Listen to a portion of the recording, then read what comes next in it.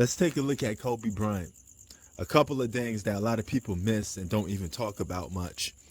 So let's get into it. What's good, guys? Prince Sports here, coming at you with another one. Kobe Bean Bryant. I'm bringing the filth with this one just because when it comes to his legacy, there's a lot of things that get overlooked, right? Instead, a lot of people like to point to stats and analytics and all that stuff. If you're going to do that, it's never going to favor Kobe Bryant because that's not what he's about. Kobe Bryant was never about stats, okay? Kobe Bryant was about winning, all right? Doing whatever it takes to win, going out blasting. That's the very definition of Mamba mentality. That's what he was all about. And more times than not, it paid off in winning. That's why he's a winner for modern NBA history. So, what are some of the most impressive things about Kobe Bryant that get overlooked? For starters, Kobe Bryant won his last 2 championships without a top 75 player. Now, that top 75 list is a very prestigious list, a list that means a lot to people because it's honoring 75 of the greatest basketball players to ever pick up a basketball. And depending on what superstar you are, if you won with a lot of those guys, you're going to get diminished a little bit compared to a guy that either didn't win with them or won with very little. As a matter of fact, Kobe Bryant only won with 1 top 75 player of all time, and that's Shaquille O'Neal. The rest guys, Paul Gasol, Lamar Odom, Ron Artest, none of these guys are top 75 players, right? And Kobe Bryant was able to win 2 championships with those guys, beating guys that even LeBron, who's worldwide known to a certain aspect, I would say the favor is on his side to a lot of people saying that he's better than Kobe Bryant, right? Big narrative is that he's better than Kobe Bryant. And if he's better than Kobe Bryant, how come Kobe Bryant beat some of his biggest competitors without the help of a super team? Kobe Bryant beat the Dwight Howard and the Orlando Magic. Kobe Bryant beat the Boston Celtics. These teams LeBron couldn't beat without the help of a super team. Okay? He kept taking L's and take losses. He got the stats, but you got the losses.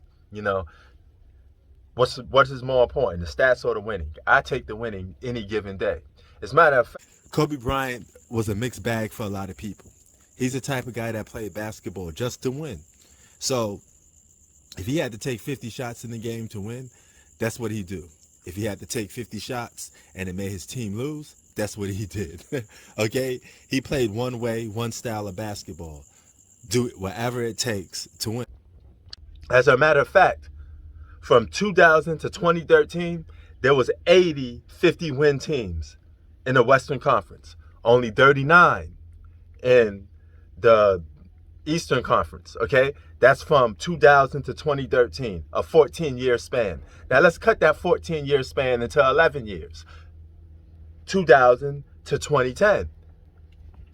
66 win 50 teams for the Western Conference, 28 50-win teams for the Eastern Conference. Now, this goes to show you the Eastern Conference had a lot of teams below 500, make it more easier for you to succeed in. But that's not for Kobe Bryant. Kobe Bryant is actually one of the 4 guys. Here's another fun fact. One of the 4, actually 2 guys. One of the 2 guys in NBA history to face 50-win teams even in the first round of the playoffs. The other guy that did that was Hakeem Olajuwon. But Kobe Bryant was on 3 separate teams, okay? You know, playing with Shaq and playing with Paul Gasol that had to go up against 50-win teams in the first season. The first round of the playoffs, all right? So that's usually rare because a top-seeded team usually go up against a very lower seed team in the very first round. You know, it's usually the first seed go up against the 8th seed, and the 8th seed is not above 500. They're kind of weak. But not in Kobe's case. He had to go up against the competition from jump, okay?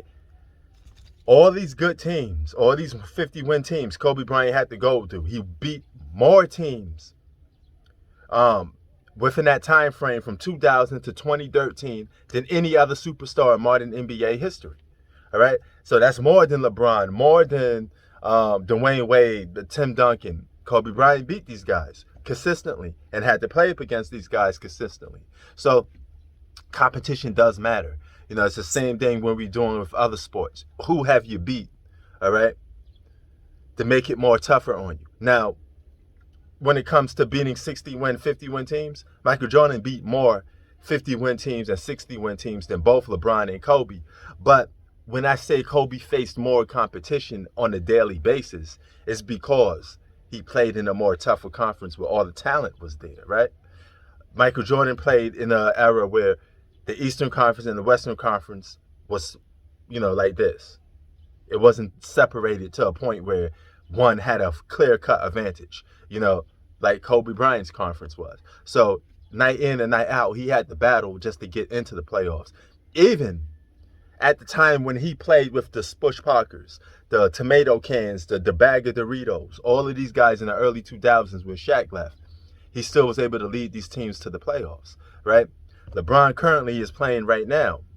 For example, he's playing right now, playing with multiple All-Stars, and failed to even make a play-in tournament or even make the postseason. And now people still have doubts of whether he could make the postseason or not. But even playing alongside a guy like Anthony Davis, and you're playing with top good talent, good solid role players. That's way more or less talent than Kobe was playing with when he was being the eighth seed, getting beat by the Phoenix Suns, right? So you have to put some of these things in consideration when you're talking about all-time great basketball players, because competition does matter. And this proves right now, I'm going to say it right now, I got the receipt right now, you see it on paper. I would take Kobe Bryant above LeBron James, because if you want to win, you take Kobe Bryant. If you want to have fun, you want to see a guy put up good stats, fantasy league, you take LeBron James. But there's no doubt in my mind that Kobe Bryant is a better basketball player than LeBron James. At one point, I didn't think that. Because you get taken in by the whole stat aspect. But then when you look at it, if your stats don't impact you on winning and you still need constant help to win, how good are you? Kobe Bryant's a better scorer, a more effective scorer.